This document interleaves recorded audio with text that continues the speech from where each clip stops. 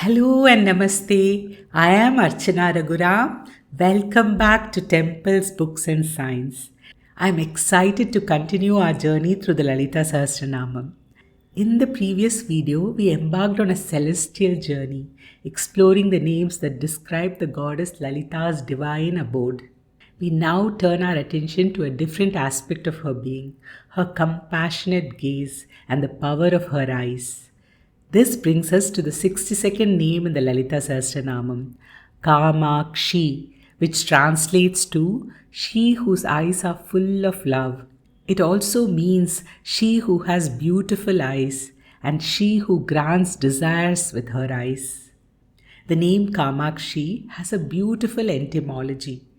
Kama refers to both love and desire, while Akshi means eyes. This signifies that the goddess's eyes express both the compassionate love of a mother and the power to fulfill desires. In Sri Vidya tradition, Kamakshi is also interpreted as she whose eyes are Lakshmi and Saraswati.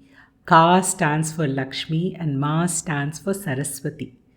Lakshmi, the goddess of wealth and prosperity, represents material fulfillment, while Saraswati, the goddess of knowledge and wisdom, represents spiritual fulfillment. Thus, Kamakshi's eyes bestow both material and spiritual blessings upon her devotees. Kamakshi is no ordinary name. It's a name bestowed upon the goddess by the creator Brahma himself. The story goes that Brahma was performing intense penance in Kanchipuram when Lalita Devi appeared before him. He was utterly captivated by the qualities of her eyes. He recognized in them three extraordinary powers: Sarvajñatvam, omniscience, the all-knowing gaze that sees the past, present and future; Sakshi Bhavam, witness consciousness, the impartial awareness that observes all without judgment; and Tattat Kaman Apurayet, the power to fulfill the desires of her devotees. It was these qualities that led Brahma to address her as Kamakshi. The name Kamakshi therefore speaks to the very essence of her divine nature. Her eyes are the source of all knowledge, the silent witness to all that occurs, and the gateway to the fulfillment of our deepest desires. There is another layer of significance to this sacred connection to Kanchipuram. It is here in the Kamakshi temple at Kanchipuram that Hayagriva Swami imparted the wisdom of Lalita Sahasranamam to sage Agastya. So, the name Kamakshi connects us not only to the goddess's loving gaze, but also to the birthplace of this very sacred text. This name invites us to contemplate the power of the goddess's gaze. Meditating on the name Kamakshi, especially with this understanding of its origin and significance, can help us cultivate love and compassion within ourselves. The next name, the 63rd name, Kamadayini, beautifully complements Kamakshi. While Kamakshi signifies the power to grant desires, Kamadayini represents the actual fulfillment of those desires. Kamadayini translates to the fulfiller of desires or the giver of wishes. It is derived from Kama, which, as we saw with Kamakshi, encompasses both love and desire, and Dayini, meaning giver or fulfiller. So, Kamadayini speaks of the goddess actively working to bring our legitimate desires to fruition. This isn't to say she grants every whim. The desires she fulfills are those aligned with dharma, with righteousness, and ultimately with our spiritual growth. Think of it as a loving mother who gives her children what they need, not necessarily what they want. This understanding of Kamadayini as the fulfiller of righteous desires is further enriched by another profound interpretation of this name. Kamadayini also means the wife of Shiva. Kamada is a name for Shiva, and it means one who burnt Kamadeva, or one who has conquered desire. Ayini means wife. Therefore, Kamadayini also means the consort of Shiva, the one who completes and complements him. Think about it.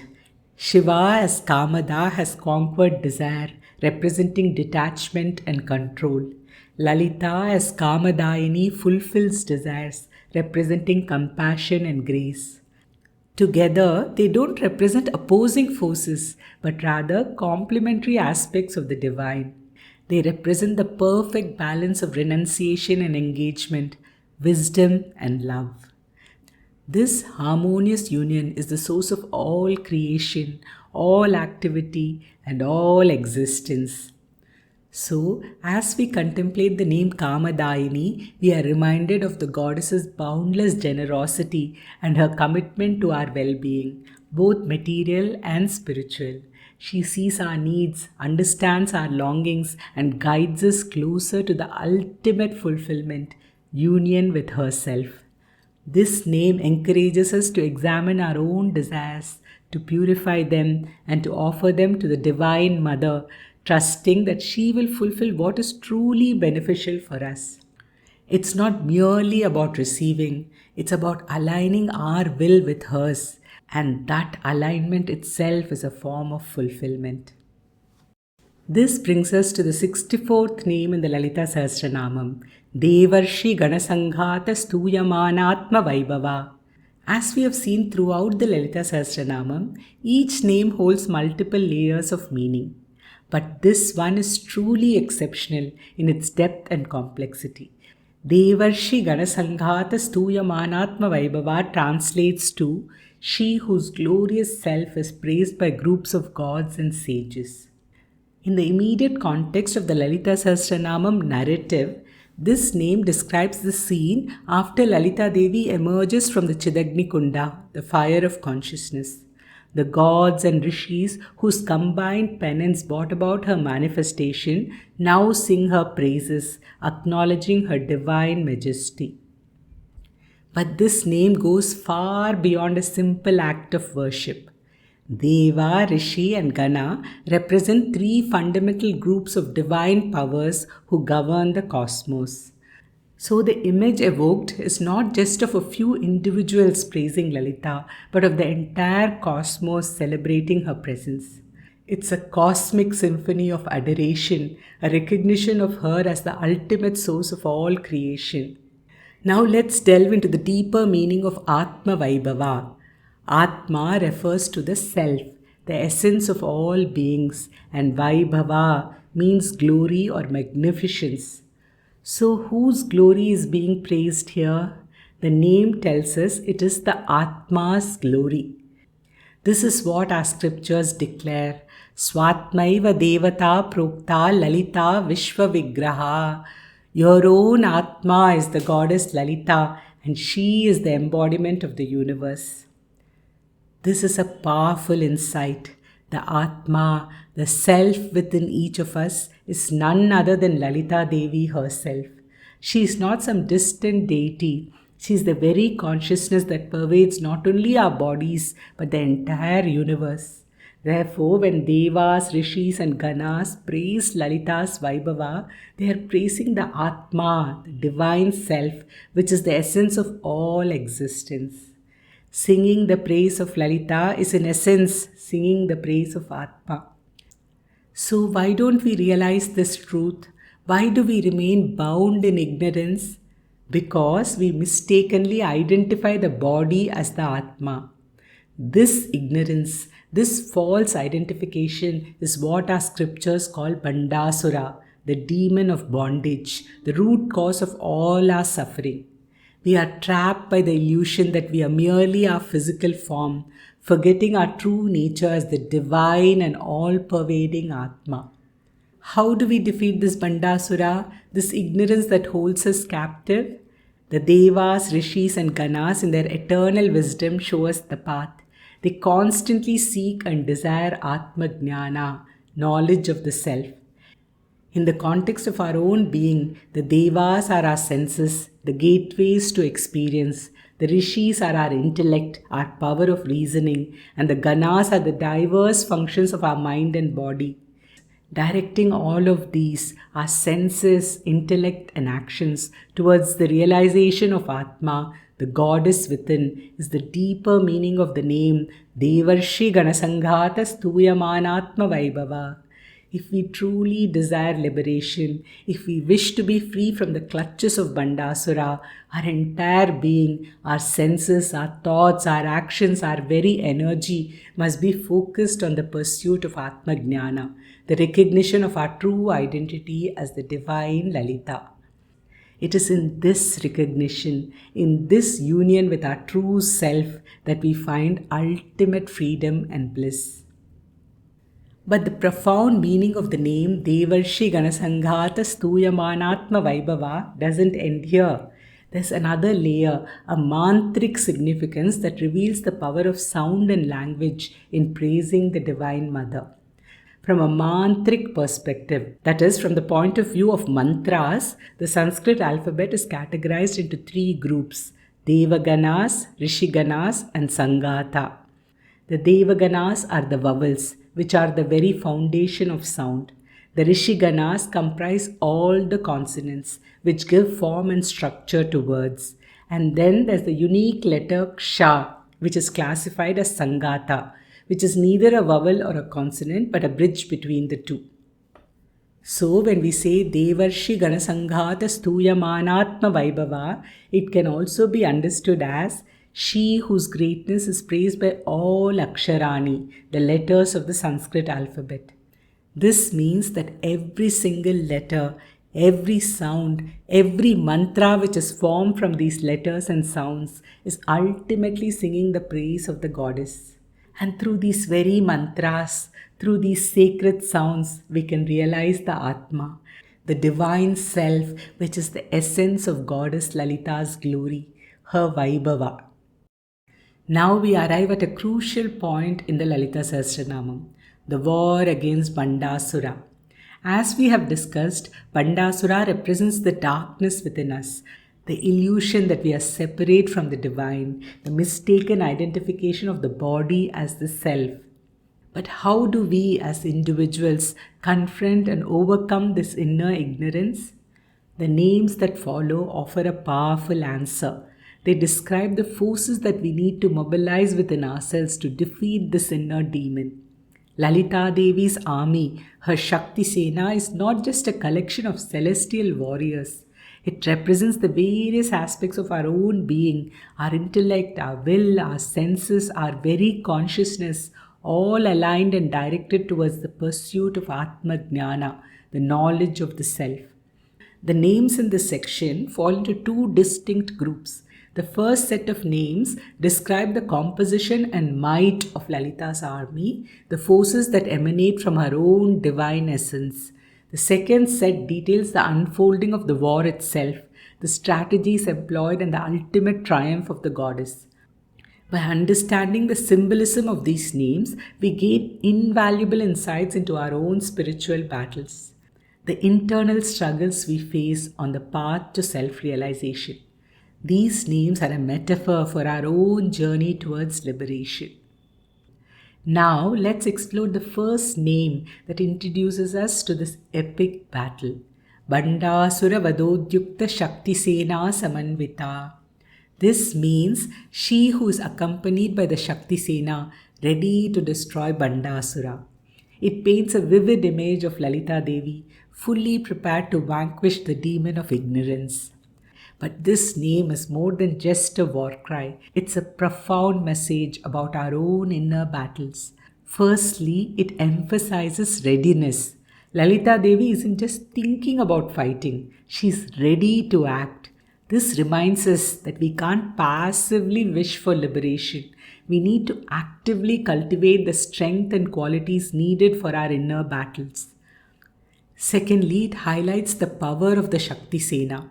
This army represents the divine forces within us, our intellect, will, compassion, courage. These are the forces we need to harness to overcome our limitations and move towards self-realization. Thirdly, it reminds us that the battle against Bhandasura is both external and internal. Externally, it's a cosmic war against darkness. Internally, it's our own struggle against the ego, against the tendencies that keep us bound in ignorance. Lalita Devi's readiness to destroy Bhandasura symbolizes our own potential for self-transformation. At the same time, the name points to the importance of both divine grace and personal effort.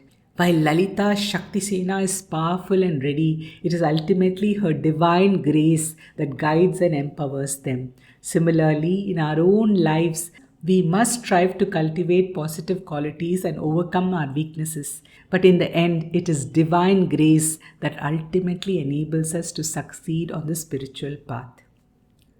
This is the deeper meaning of Bhandasura Vadhodyukta Shakti Sena Samanvita. It's a call to self-reflection, to recognize the Bhandasura within us and to actively cultivate the opposing forces, the Shakti Sena of positive qualities that can lead us to victory. It's a reminder that the war against ignorance is not just a mythological tale. It's a continuous inner struggle that we all must undertake on the path to self-realization. Now, having established the context of this inner battle, let's move on to the next name that reveals a powerful Shakti in Lalita Devi's army. Sampatkari Samaruda Sindhura Vrajasevita. This name means she who is attended by a herd of elephants led by goddess Sampatkari. Sampatkari is a powerful goddess leading a vast army of elephants. She is said to have emerged from the goad that Lalita Devi holds in her upper right hand. The goad is a tool used to control and guide elephants, and this symbolism is crucial to understanding the deeper meaning of this name. The elephants symbolize our thoughts, which are powerful and unruly. They are often driven by our desires, our cravings for sense pleasures. These desires are so strong that they overpower our reason and lead us astray. In order to make spiritual progress, we need to learn to control and guide these thoughts, just as a mahout controls an elephant with a goad. Goddess Sampatkari, the general of the elephant army, represents the power of knowledge and wisdom. Sampatkari's role is to control and guide our thoughts, transforming them from a source of chaos into a tool for spiritual growth. This name emphasizes the importance of conquering our inner demons, the negative tendencies that arise from ignorance. By cultivating wisdom and controlling our thoughts, we can pave way for spiritual liberation. The name Sampatkari itself means one who creates prosperity. And as we have often discussed, true prosperity is not just about material wealth. It's about the wealth of knowledge, wisdom, and spiritual understanding. Therefore, Goddess Sampatkari helps us defeat the forces of ignorance with the power of knowledge. She empowers us to control our thoughts, those powerful elephants within us, and to use them for our spiritual growth.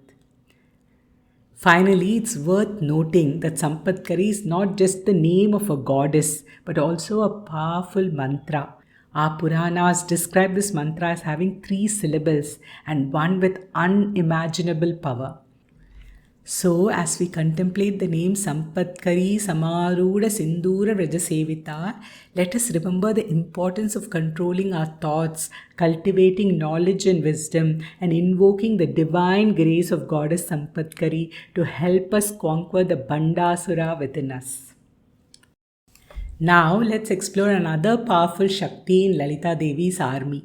Ashvaruda Dishtitashva Koti Koti Bhiravrita. This name means she who is attended by a herd of horses led by goddess Ashvaruda. Ashvaruda, the leader of the cavalry, is a fierce and dynamic goddess, symbolizing swift action and ability to overcome obstacles. Just as Sampatkari represents control over our thoughts, Ashvaruda represents control over our senses. Our senses, like wild horses, can be powerful and unruly, constantly seeking gratification and pulling us in different directions. They can lead us astray if we don't have the reins to guide them. This is where Ashvaruda comes in. She emerges from the pasha, the noose that Lalita Devi holds in her upper left hand. The pasha symbolizes the power to control and restrain, and Ashvaruda embodies this power in relation to our senses. She rides a horse called Aparajita, which means the unconquered. This symbolizes the great power of sense control to lead us to victory in all spheres of life. Once you have mastered your senses, you are unconquerable. Nothing can defeat you. The horses themselves represent the speed and agility of our senses. They are powerful, fast, and relentless, constantly seeking new experiences. The vast number of horses, koti, signifies the multitude of sense perceptions and experiences that we encounter in our lives. But when our senses are controlled and directed towards a higher purpose, they can become a source of wisdom and liberation. The name Ashwaruda Dishtitashva Koti Bhiravrita implies that we are not alone in this battle against our unruly senses. Just as Lalita Devi is surrounded by her powerful army, we too have access to inner resources and divine support to help us control our senses. Just as Sampatkari helps us control our thoughts, Ashwaruda helps us control our senses, both working together to lead us towards self-realization. Finally, just like Sampatkari, Ashwaruda is also a powerful mantra consisting of 13 syllables. I will stop here, but the journey doesn't end here. The war against ignorance is a continuous process, and Lalita Devi's army has many powerful forces to reveal. In the upcoming names of the Lalita Sahasranamam, we will encounter descriptions of various chariots, each rich in symbolism and representing different aspects of our inner struggle. So stay tuned as we continue to explore the depths of Lalita Sahasranamam and uncover the hidden wisdom within each name. Lastly, I have a request for you. If you found this video helpful, I would be grateful if you would consider liking and sharing this video with like-minded people. You can help me reach more people who are interested in learning this divine hymn. Subscribing to my channel also ensures that you don't miss any future videos in this series. And if you'd like to be notified when I upload new videos, please don't forget to press the bell icon. May the grace and blessings of the goddess Lalita Tripurasundari guide and inspire you on your spiritual journey. Om Shri Matre Namaha. Namaste.